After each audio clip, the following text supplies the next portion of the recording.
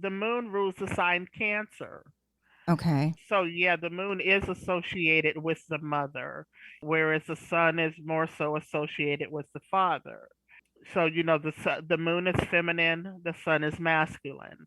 Really? Um, yes, yes. The signs that the sun rules, the masculine signs are Aries, then you have Leo, Sagittarius, and then air signs are also masculine as well, and that's the Aquarius, Libra, and Gemini. Hey, hey, everyone. Let's start healing. I'm Adrienne Murchison, and welcome to episode 82 of the Let's Start Healing podcast. We have more in common than we think, and what we have in common can change the world. I had so much fun with my guest today. We are talking astrology, and my guest is Dawn Vanita. She is someone that I have known for more than 20 years. We actually used to work together in a jazz club, and I used to bartend there, and Dawn was a server, and we had a good time. We had a good time and we connected and remained friends. We did lose touch a couple of times, but we always managed to find our way back to each other and reconnect over the years. She has a really interesting story, which she will share. And she has always been on the spiritual path. And I have gotten in touch with her over the years to ask her opinion on different experiences that I was having, which I'll bring up during our conversation.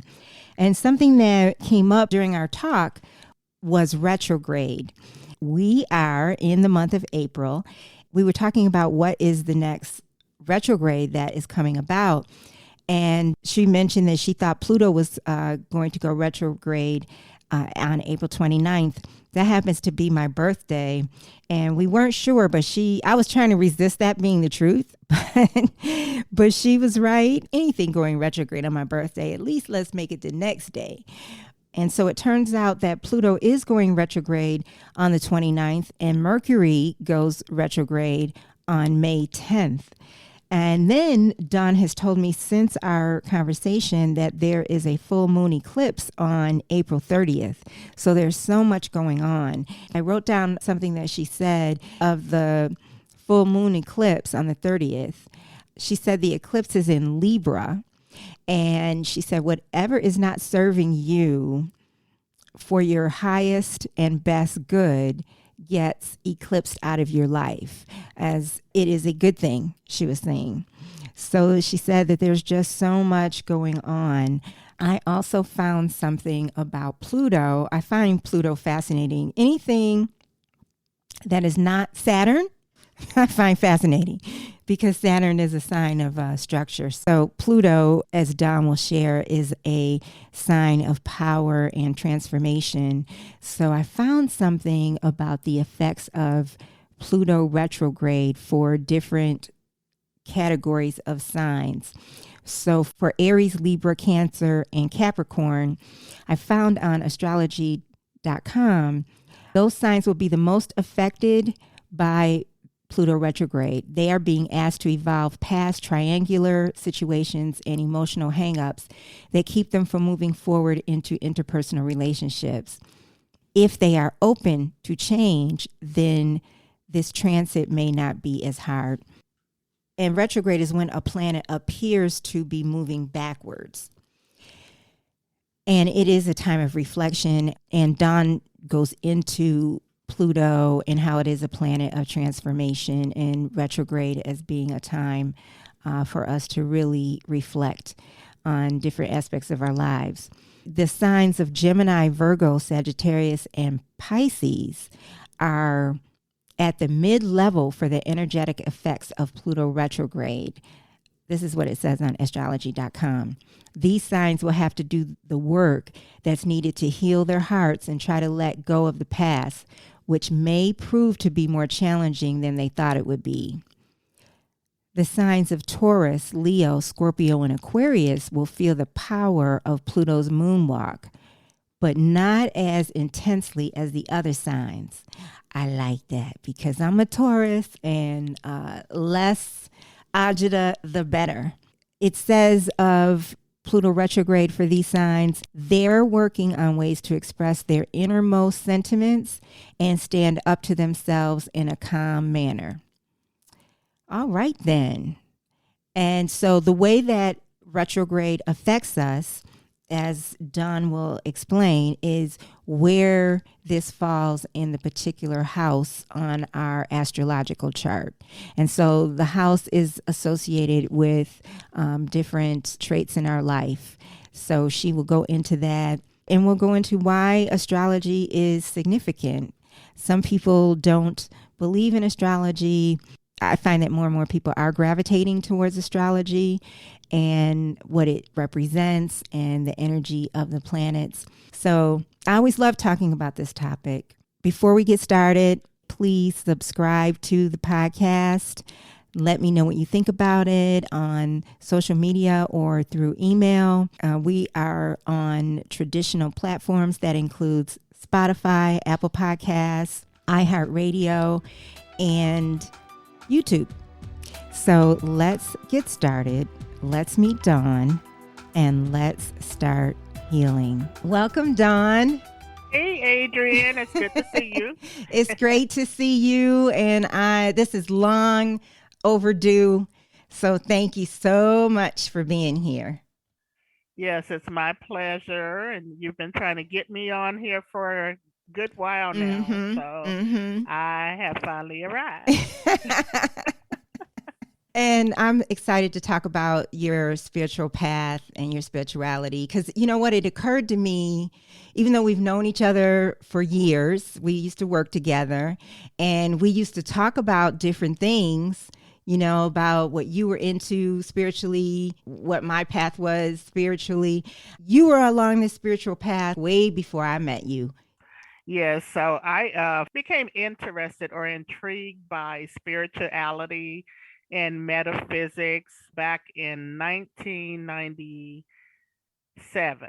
I started attending different classes like astrology, tarot classes, meditation classes, which was really beneficial for me, which got me on my path to just investigating more and making some changes, that some much needed changes that needed to take place because I was in a dark place at the time when I first got in. So I started seeking, information and then just got involved, so to speak. Basically, it set me on my journey. You were living in Atlanta or Seattle or? Yeah, I was living in Atlanta at that time. I had moved from Seattle area to Atlanta back in 1992. Are you a native of Seattle or that area? I'm a native of California. I was raised in Oh, California, what part? then Oakland, California. Yes. Really? Yes, I was raised in Oakland Mm-hmm. and moved to Seattle area when I was 15 years old. Mm-hmm. And then when I was about 21 or 22 years old, I moved to Georgia Mm-hmm. and been in Georgia off and on since the early 90s. Well, before we take a deeper dive into your background, I like to ask healing questions such as are you a healer or a seeker? So I am a combination of both because I'm always seeking of, different ways to heal myself. I am a healer of many through different modalities such as coaching, and it's many ways that I use to heal. Wow. What type of coaching do you do? I attended a college called SWIHA back in 2017. I completed the course, but it's transformational coaching, whereas we help people deal with healing core issues from the past. Also, I do spiritual readings, that involves tarot, astrology, things of that nature. But coaching people to help them heal what's keeping them back or what's holding them back. Yeah. It's almost like an energy Mm-hmm. healing them, and they're always fascinated and intrigued by it, and it helps them or assist them with getting on their path, to healing and evolving, Right, on their journey. right, Yeah. right. So do you think of, I call my divine source God. Do you call your divine source God or source or another name? I call it source, and I call it my higher self or my Mm-hmm. oversoul, because Oversoul. yes, my oversoul. We all have an oversoul and or a higher self, so to speak, and we're all connected. Some of us are disconnected, and we need to become connected with our entire being, so to speak. So when do you feel the presence the most of your higher source? That happens at various times, mostly through meditation. And a lot of times when I'm just around the house doing stuff and just quiet with myself, just Mm-hmm. quiet. Maybe you could be doing housework, washing the dishes or something, and just quiet. And then you just feel connected. It's like a mindful meditation, so to speak, Yeah. and you just feel connected. But at times when I'm sitting in nature, sitting outside in the back and just connecting, I feel connected with source when I have a cat named Odin, and when we're just connecting, he's laying on my bed next to me. I feel connected Yeah. with source when I'm with my pet. Yeah. So there are many ways. There's no specific time, Mm-hmm. just at various times you just feel spirit or source. Yeah. Exactly. What do you think God calls you to do for yourself and others through your work?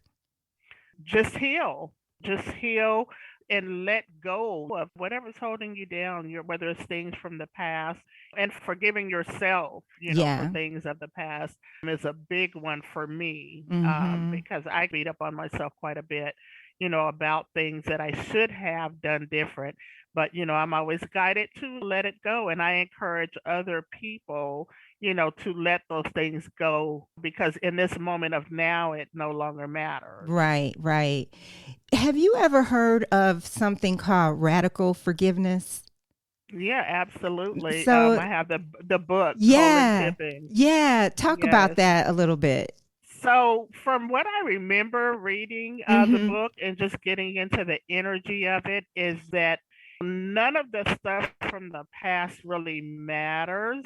It's all an illusion, so to Right. speak. It's true. Right. Yeah, it's a bit challenging getting into the mindset of it all because we're telling ourselves, well, it did happen, Right. Right. but just to wrap your mind around it and get into the energy of forgiveness or Yeah. radical forgiveness, Yeah. it was challenging for me, but eventually I understood what the message was with the book. Yeah. The reason I thought of it is that it comes to my mind every once in a while. I thought of it when you were talking a couple minutes ago, and I was working at a spiritual bookstore like 12 years ago. And there was somebody who was certified in radical forgiveness. And I think I Hmm. might actually have the book, I think. And I understood it more then, but I don't think, like what you just mentioned about the past is an illusion, I hadn't gotten there yet. I can't remember if I understood that from radical forgiveness, but I know I hadn't gotten there in myself yet because that's a part of A Course in Miracles also, Yes. that the past is an illusion. And I was just like, what you just said, well, the past did happen. And what I've come to understand for myself and through A Course in Miracles writings as well is that it is actually an illusion, just like yesterday is an illusion, because it's not happening now. It is in the past. So it's in our memory. 5 minutes ago is an illusion. Yes. So, or 10 Hmm. seconds ago. So it is actually an illusion. So that can help make it easier to forgive.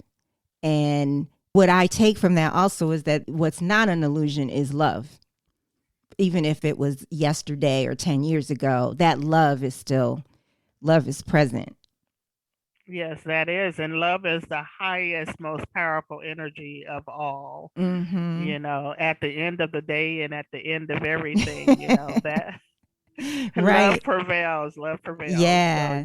Well, so why is your spirituality so important to you? And also, whatever you're willing to share about your personal life, in terms of, your past and your marriage? Because I would imagine that bolstered your spirituality, made you more steeped in it to work through things. Absolutely. So, as I mentioned earlier, I became interested in just a different form of spirituality because I was raised in a church, Pentecostal, Mm-hmm. and we practically lived in church growing up. Yeah. And we were, taught from the Bible, and a lot of stuff just didn't sit right with me, but I went with it because that was part of our tradition. Mm-hmm. That was just part of my upbringing. I was always intrigued with astrology, but of course, I was forbidden to ever even talk about astrology and whatnot. So when I was younger, I would go to the library and I would end up in the astrology section where they had those type of books, and there were not many to choose from back then, but I always knew that I was a Leo sun sign, Yeah. but never had an idea that there was so much more, like an entire astrology chart, Right. or we are so much more than our sun sign. Right. So anyway, back to with my upbringing, it didn't sit right with me, some of the stuff that we were taught. Like, I always felt like with me being a girl, I was less than a male child. The boys, Really? yes, the boys in my family were held in higher esteem than girl How children. many siblings did you have, and brothers and I sisters? I have three brothers and one sister on my maternal side. And so, yeah, we were taught that the boys were just superior to Mm-hmm. girls. And I didn't really feel that way or believe that within me. But of course, I couldn't voice that, Yeah. of course, growing up. But it was always patriarch was more superior and the female was less than. Yeah. So we grew up like that, and in different beliefs that we were taught, it didn't feel right to me. So as I got older, I started investigating certain things and whatnot, and I would meet certain people or pass by like a metaphysical shop that I would be intrigued by, but it was forbidden, so to speak. But one day I just decided to delve in and learn more, and I started meeting interesting people and getting involved in learning about, sun signs, the moon, Mm-hmm. meditation and things like that, and it fed my spirit. Yeah. Yeah. Yeah, it sparked something within me. At that time, I was married. I was in a very controlling, abusive marriage, and I stayed in it because it was just a thing to do. And my husband, in my family's eyes, he was always right. It was just the way it was supposed to be.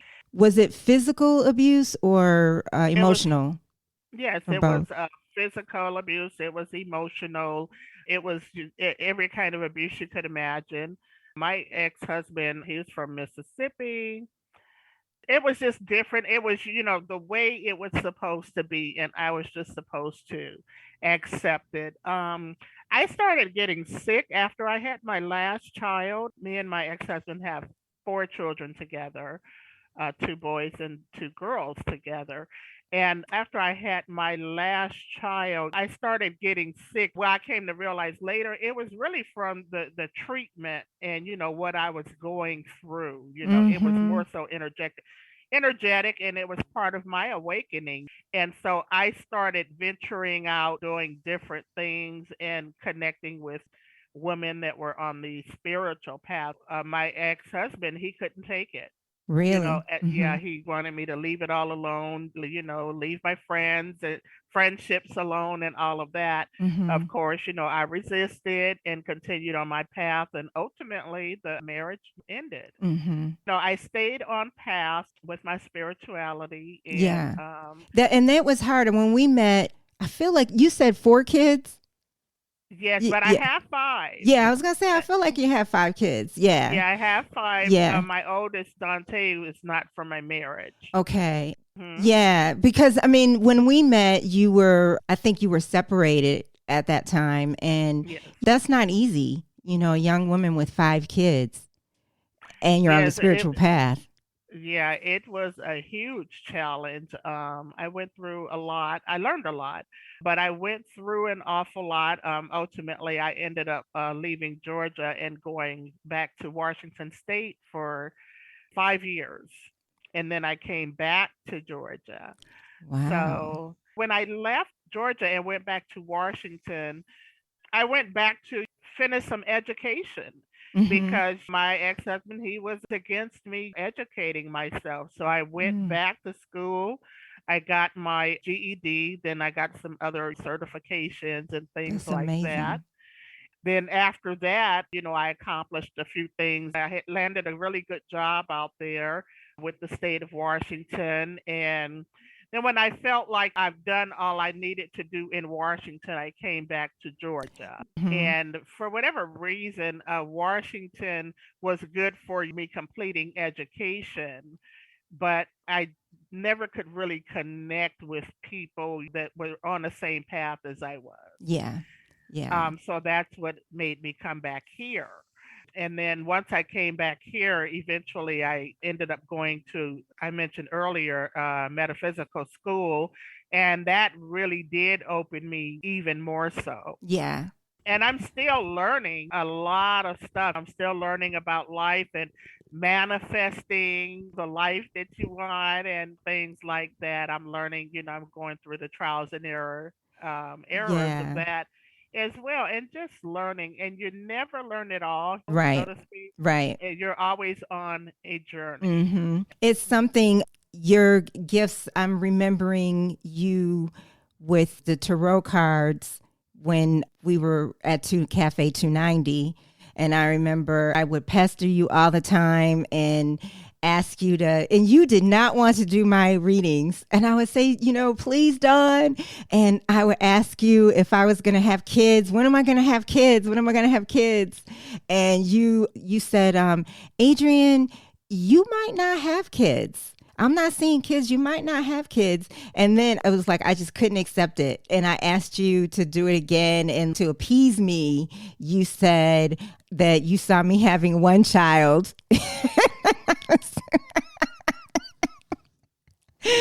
to appease me. But you were right. I did not have any kids.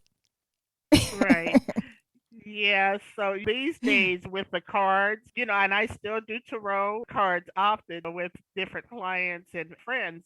But whatever comes up in the cards, the message is not from me. The message is from spirit through Right. the cards. So whatever come up in those cards, whether the person is ready or not for the Yes. message, that's the message that is will be conveyed. And that, I think that's great. So yeah, sometimes I don't like the message that come up for me if I ask a question and whatnot.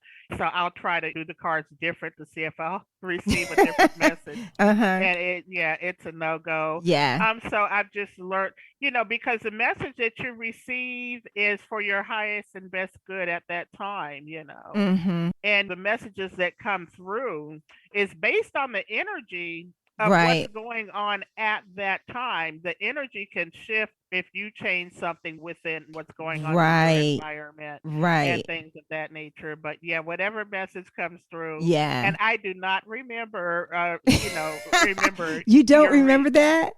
I don't. I don't. I have read so many people and with Right. so many questions, but I do remember that I did do your chart. I think I still have your chart, your Really? natal chart. I would have to look through some files, but I do believe I still have your chart. Yeah. So yeah, but I do enjoy. I don't like being the bearer of bad news for friends, I so know you I don't. try not to. But yeah, if they ask for a reading, yeah, I I'm think more that's than willing. great because I think there can be a tendency maybe of people who do readings of any kind. It could be an intuitive, of any kind, to just say the good things. It gives you more credibility. It makes me want to talk to you because, I know you're not just going to say what I want to hear. Yeah, this is So, true. I mean, for me, it's also, I have some gifts, so I know if something feels right or doesn't feel right. I remember also calling you, and I can't remember what you said or if you remember this, but I had these dreams for, gosh, 4 or 5 years where I was back in New York City. I used to live in New York, and I was back in New York, and but it was like they weren't dreams. It was like I was really in New York, and I would say I had moved back, and I would say I can't believe I moved back to New York. It wasn't that I didn't want to be there, but just I'm here.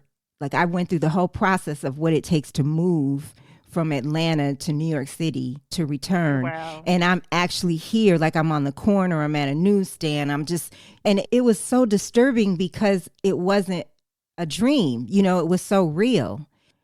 I didn't know what it meant. I know what you told me. You told me that maybe a part of me was in New York. That's what you Hmm. told me. Does that sound familiar? Yeah, I remember. That's like a parallel reality.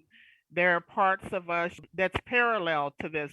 You can have a dream to where in the dream you're familiar with the people, but you don't know them in this life, Right. in this reality, so to speak. But it's parallel realities, yeah, and that's yeah definitely a real thing. I Mm-hmm. don't quite understand the science behind it. I Yeah. don't, but I have experienced those Yeah. type of things as well. So yeah, it's a real thing. Past lives. Yeah.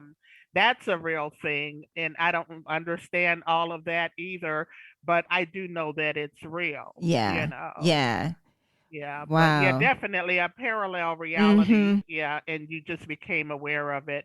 I've heard of a saying that when we're asleep, we're awake in our other life, Yeah. or something along those lines. It's mind-boggling, It but really is it just trippy. many people experience those types of things. Mm-hmm. Okay, I have another one, mind bender for you. Okay. Well, I'm going to say it like in two different levels. When my grandmother passed, I was just talking about this, and you knew my mother and my grandmother. Yes, I did. So, you know how you can look like someone, like a family member, right? They had similar skin and features, but I never necessarily saw my grandmother in my mother.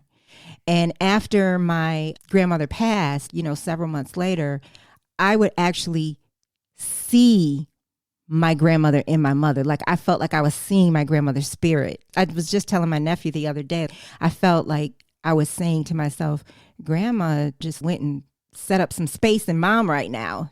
Mhm. And so that's one thing. So one day I was at Starbucks meeting somebody for something work related.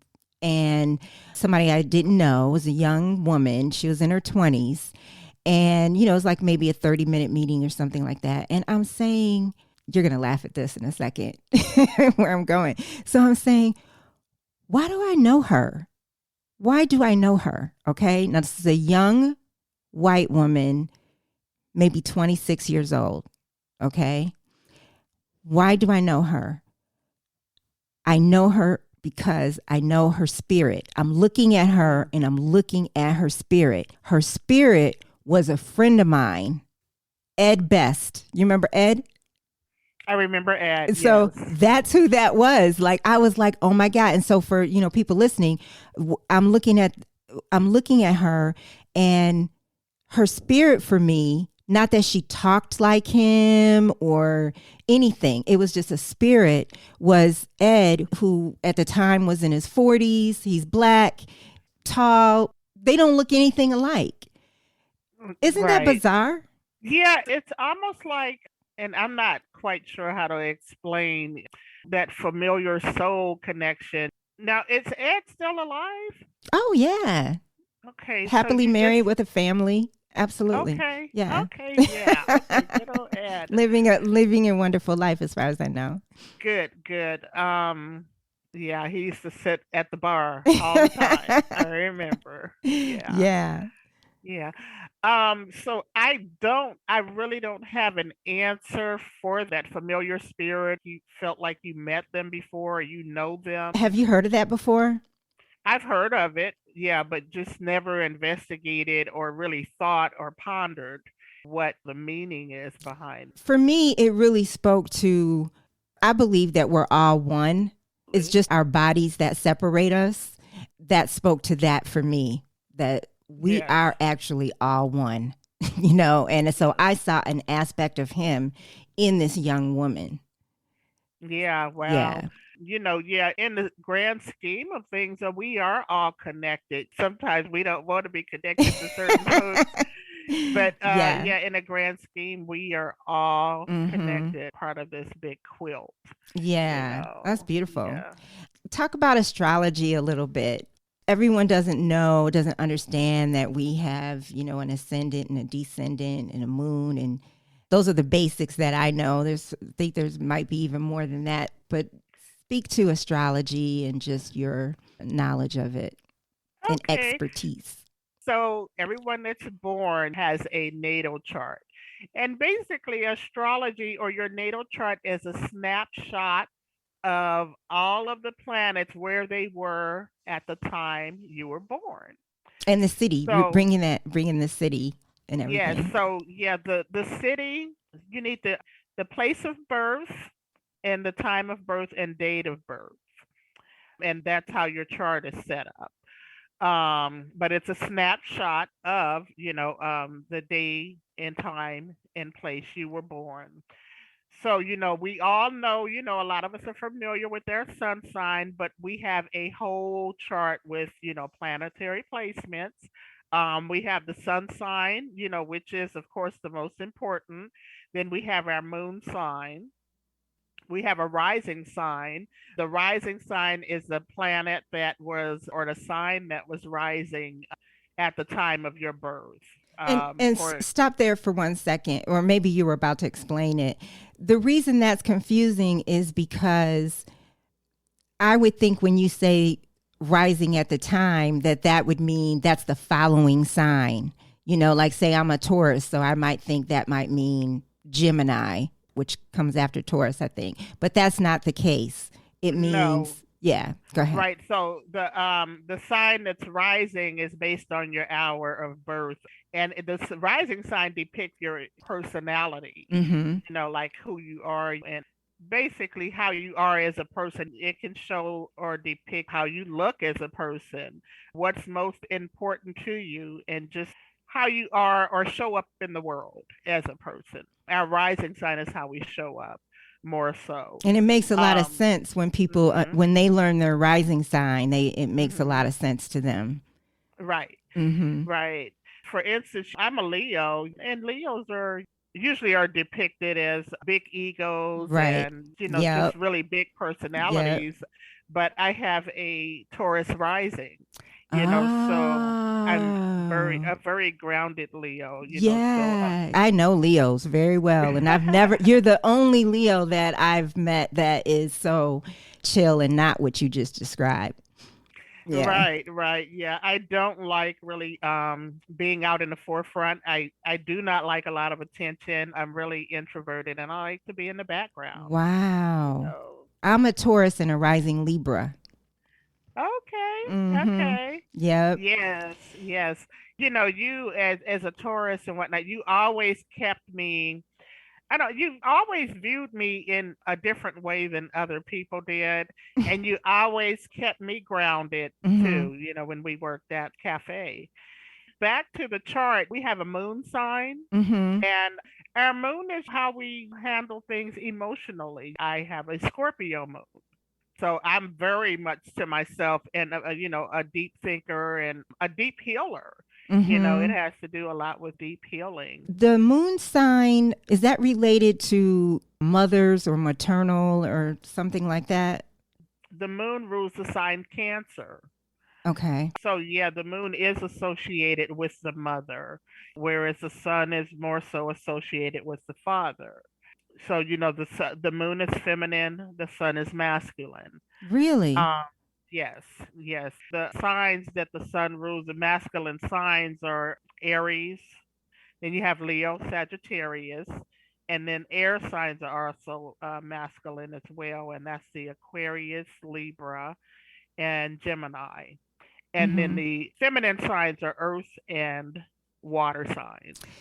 The whole chart is what you're going to look at for what your path is. But Mm-hmm. you go deeper into like the north node and the south nodes. to really figure out what your path is. But the sun and the house placement can show your path and then what's aspecting the sun in your chart. So, in order to find out what your path is, so to speak, you would look at the sun, the house placement, and then planetary rulers of your Right. chart. Right. Because I mentioned the rising sign or the Mm-hmm. ascendant sign. Mm-hmm. Based on your ascendant, that can show your chart ruler. So, for instance, I have a Taurus rising, and Venus rules Taurus, so that would be the ruler of my chart. So it's different dynamics with the way you look But at the chart. so I understand exactly what you're saying. I find it fascinating how I understand how the rising sign works, and we'll get to the descendant sign Hmm. in a second, and the moon.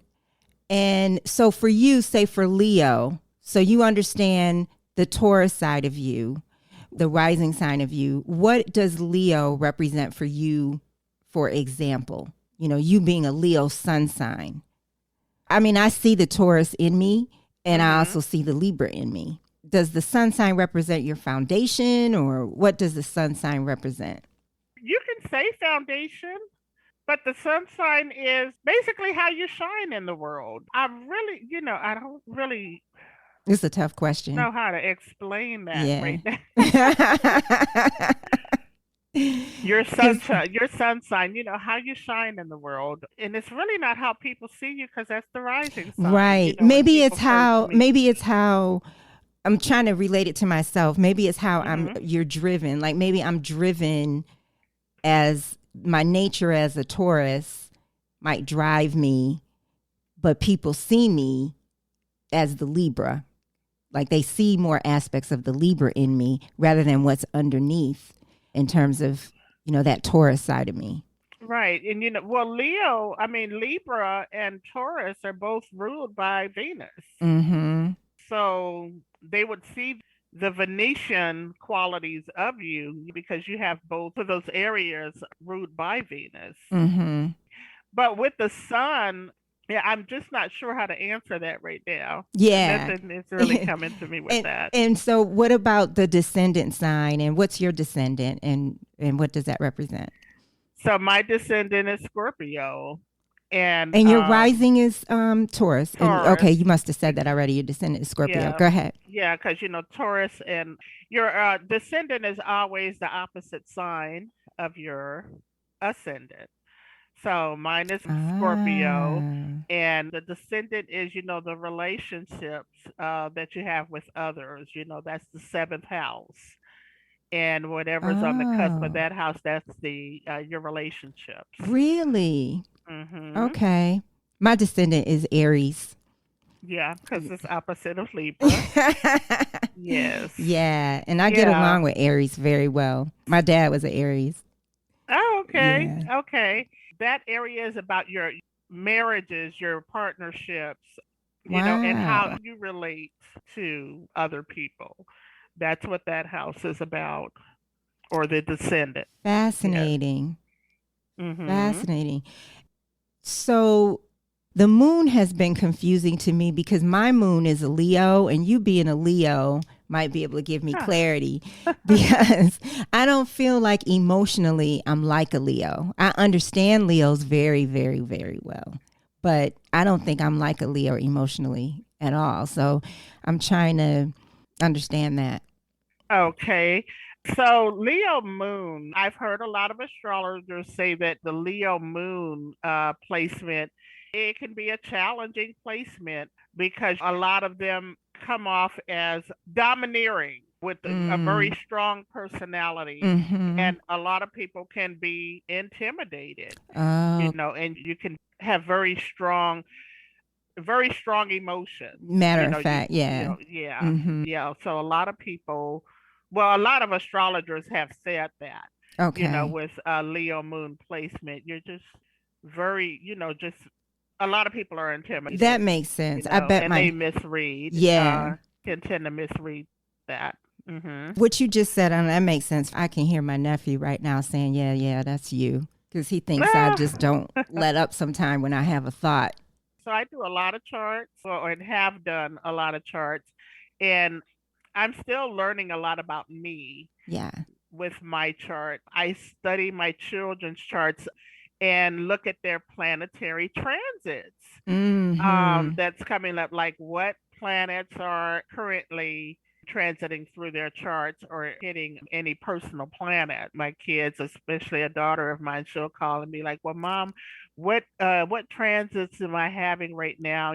Because I'm going through X, Y, and Z." Yeah. So I'll take a look, and they call me for insight into what's to come to prepare them for it. Because astrology is really a tool to prepare for what's coming up, Mm-hmm. so that you can get ahead of it or try to redirect some of the energies. Our house of health, for instance, Mm-hmm. because we're all at an age to where we need to be paying attention to our health. The house of health is the sixth house. When you're having heavy planets transit that house or making aspects to that house, you would want to be aware of that, so that if you have anything that's coming up that could be detrimental, Yeah. to your health, you want to get ahead of Mm-hmm. certain things and make the necessary changes so Mm-hmm. that the impact, by the time that transit is exact, Yeah. the impact is not so harsh. Wow. That's great advice. That's great advice. Hmm. Speak about retrograde. How would you describe it? I'll tell you something. Things do wig out for me during retrograde. Things just don't work. They stop Right. working. It's really bizarre. I'll think, well, I got through retrograde okay, and then it'll happen. Something will happen surely. Right. So, all the planets have a tendency, to go retrograde, but the main one, that goes retrograde, what is it, like three times a year, is Mercury. Mercury retrograde. And It that speak to in communication. Is Yeah, that the that's uh-huh. communication. It's computers, it's cars, it's anything dealing with communication and transportation. Mm-hmm. So a lot of people, they tend to experience where they have mechanical or electronic stuff break down at the time, or they might miss their flight because it deals with travel, or Yeah. be late to appointments, anything dealing with communication or travel. Yeah. I usually don't have problems with Mercury retrograde because it affects everybody different, because it depends on where it's transiting in your chart at the time it goes retrograde. And it usually lasts like about 2 to 3 weeks, Mm-hmm. the retrograde period. And then we still have a shadow side that we deal with as well Yeah. before things get back to normal. Yeah. But yeah, it affects everyone different. And like I said earlier, I usually don't have problems with Mercury retrograde, but the last one was a bit heavy for me. I was dealing with stuff with my car, with headlights going out, missing appointments, or Yeah. just being late. Yeah. I'm a very punctual person, so that's the most intense that it really gets for me. But I hear a lot of craziness going on with that. But it's when the planet appears to be moving backwards, Mm-hmm. in the sky, and it's about redoing. Retrograde is about redoing, basically crossing your I's and dotting your T's, And reflecting, right? and definitely reflecting. Mm-hmm. But any planet that goes retrograde, whether it's Mercury, Saturn, Venus, whichever, it's about reflecting in that area of your chart wherever that retrograde is taking place. Okay. Hmm. Okay.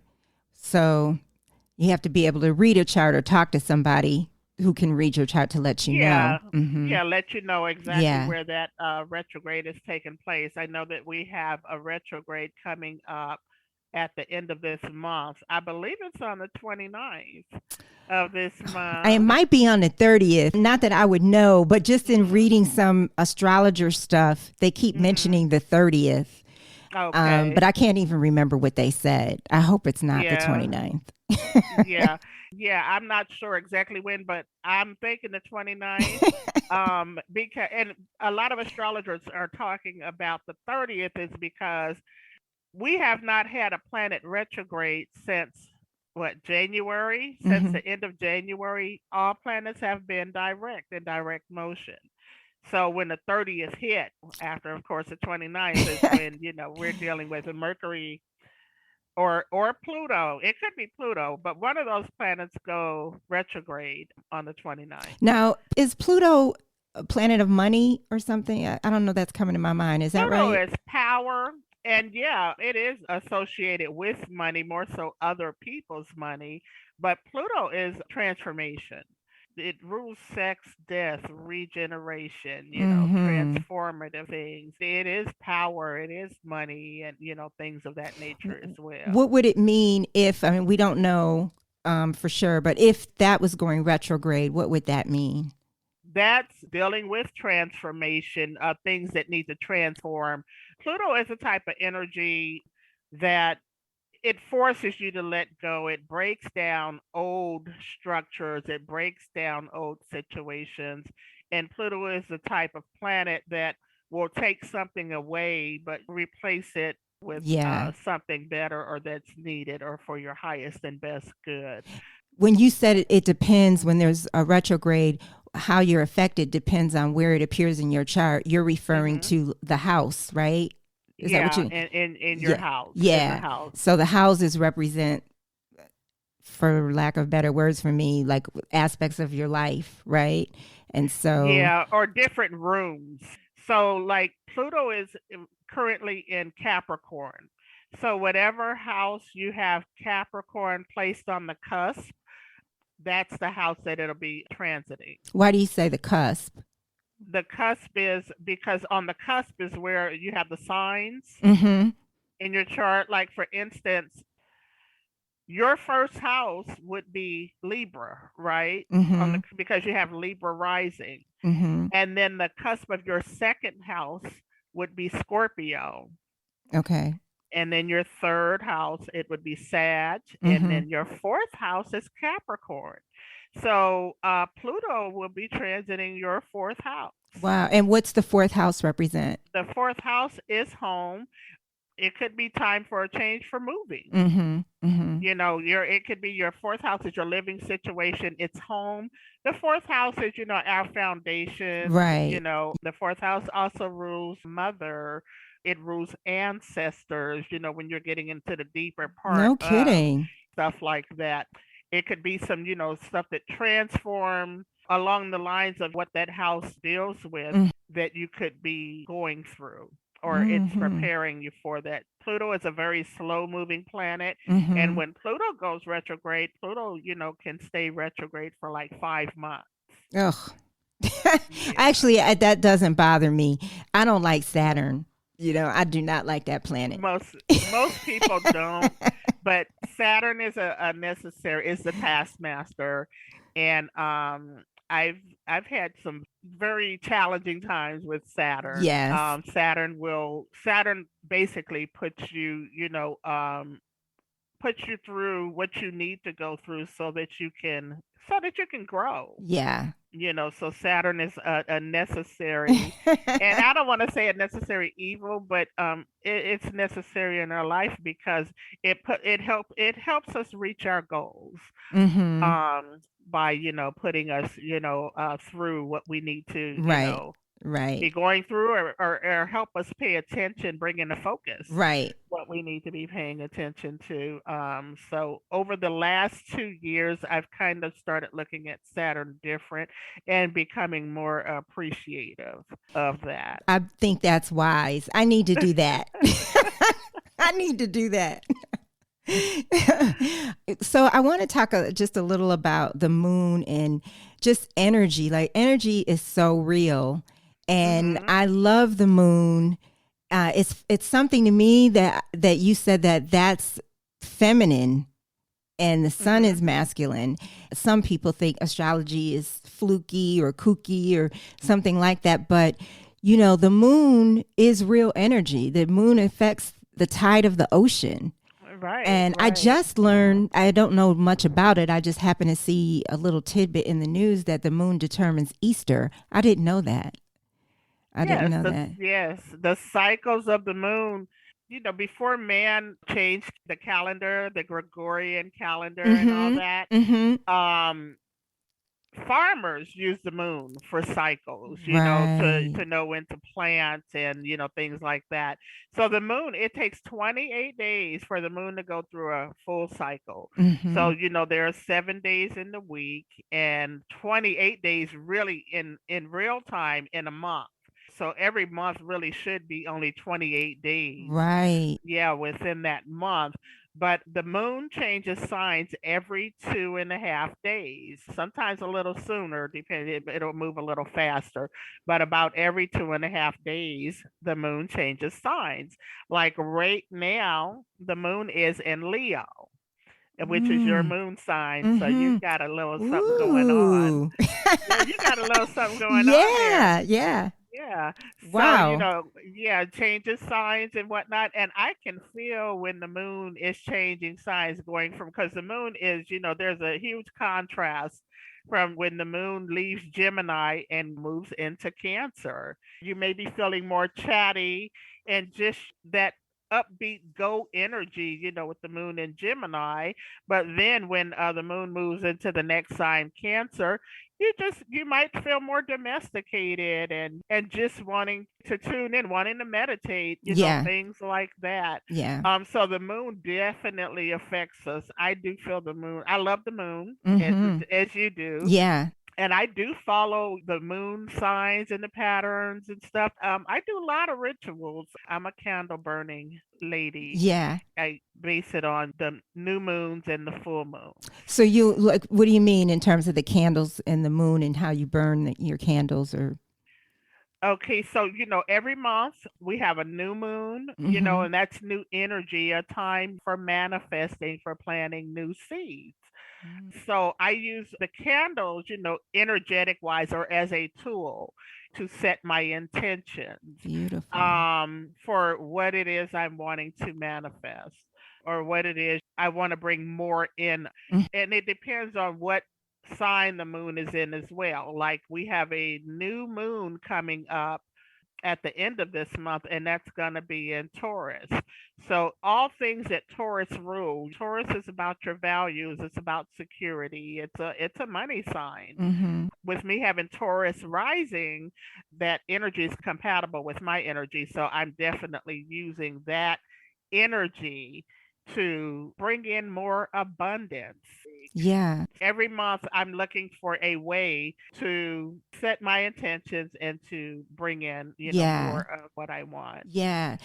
I just thought of something, energy and setting intentions. And what's becoming so clear to me is about the energy around that and having that, say you set an intention and having that be its own energy and gain its own momentum versus having a resistant mindset about it Hmm. or a worry about it, which can counter what you're trying to receive. Right. Set your intention and just go about your Yeah. business or your life, Yeah. not harping or waiting with the desperate energy. I call it desperate energy and whatnot, Yeah. because it's going to negate, It's an your work. energy. Yep. Yes. Desperation is So an energy. Yeah. I've gotten into the way of just set your intentions. You don't have to sit around and babysit it. Just allow the universe, Mm. to work, because we tend to block our stuff when you're like, well, when is this going to manifest? And sometimes it manifests and it's so subtle that you don't even realize that it's there and whatnot. And one day you wake up and be like, oh, I already got that. You come to the realization of it. And sometimes we have to be patient and wait for the universe to set the stage Right. to place you in alignment with those people Right. Right. that's there to help whatever you're wanting to manifest come to fruition. Yeah.